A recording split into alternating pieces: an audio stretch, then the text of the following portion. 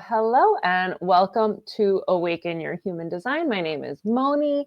This is my co-host Danny, and we have a new series to announce and dive into.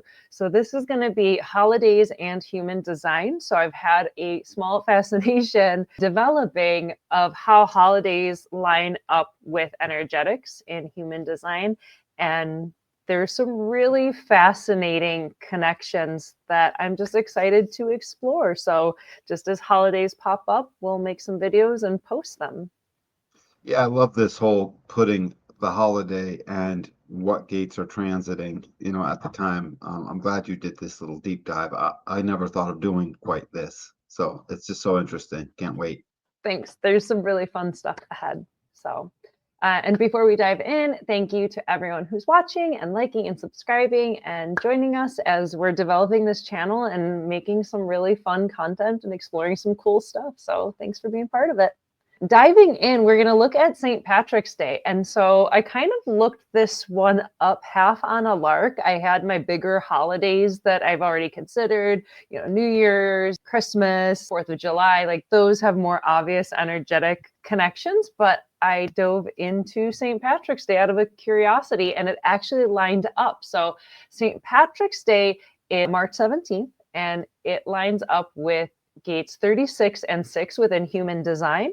And the incarnation crosses at this time are the right angle cross of Eden, the juxtaposition cross of crisis, and the left angle cross of the plane. Gates 36 and 6 are crisis and friction, and it's also like challenges and borders and crazy things coming up. I'll provide a little brief history of St. Patrick and his life, and then what's turned into the holiday. St. Patrick was born in 5th century Britain, and when he was 16 years old, he was kidnapped by Irish raiders and enslaved in Ireland for like 6 years. He converted to Christianity, escaped from Ireland, and escaped from his enslavement. He ended up becoming a missionary, and in praying to God, was told to return to Ireland and start sharing the gospel. I think this is really interesting in lining it up with the human design gates of 36 and 6.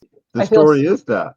It is the story, right? Like that's the story. It's like crisis happened, friction happened. He was taken in this chaotic situation and taken out of Eden, right? Removed. The borders were transgressed upon. That's gate 6. So diving into the incarnation crosses at this time. So the first one, the cross of Eden, it's inexperienced people looking for excitement, embodying wisdom and grace through loss of innocence. So he's a 16-year-old boy, inexperienced, who then finds grace and wisdom through this loss of experience of being enslaved. And then it goes into crisis and the plane, which is the seeing the good, the bad, and the ugly, yet the potential to show more light, spirit, awakening, and enlightenment. So from this place of crisis and enslavement and kicked out of Eden, of his idyllic life, finding the grace and wisdom to become a missionary and then return to like find the light and return it to then share the gospel through Ireland.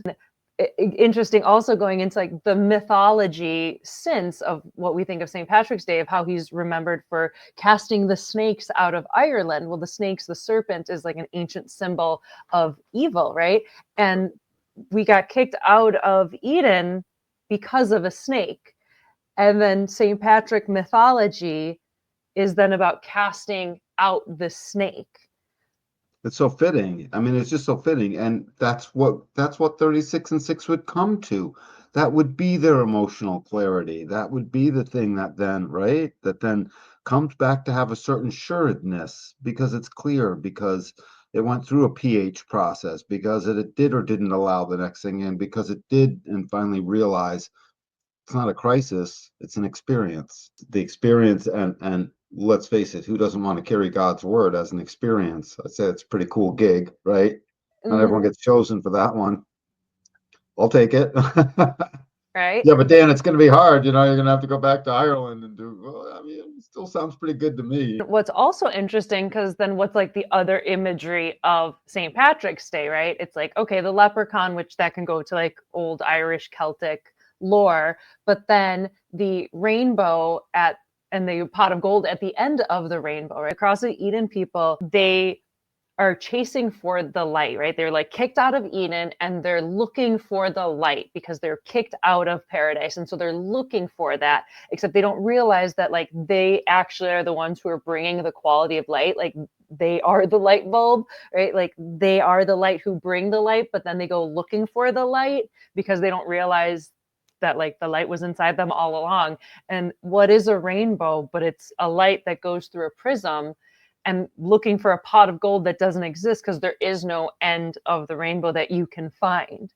So this idea that the cross of Eden people are looking for the light that they actually bring. So you're chasing a rainbow to find a pot of gold that doesn't exist. That But you are that pot of that gold. you are the pot of gold, right? Right. Oh, it's so fitting. It is so fitting. And that would be a perfect thing for 36 to ultimately find out when it gets to 35. It's sort of like been there, done that. Yeah, no, you are the light. Oh, okay. I don't need to do that again.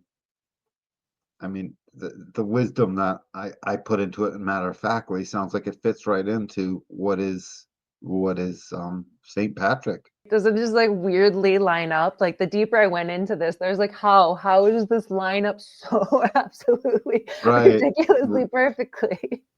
Did you by chance check what line that's in? The 17th, by chance, is Oh, what line is it in? I could look it up for this year. I imagine the line changes more Well, I know it year per changes. year. Yeah, so this one it's 36.5 and 6.5. So it's in that fifth line. It's here to be told. We're in an era where St. Patty's real, story of coming onto the plane, and finding out what didn't work and universalizing all of that is where St. Patty is now. St. Patrick is here to universalize that we're supposed to learn to get to clarity as a nine-centered being.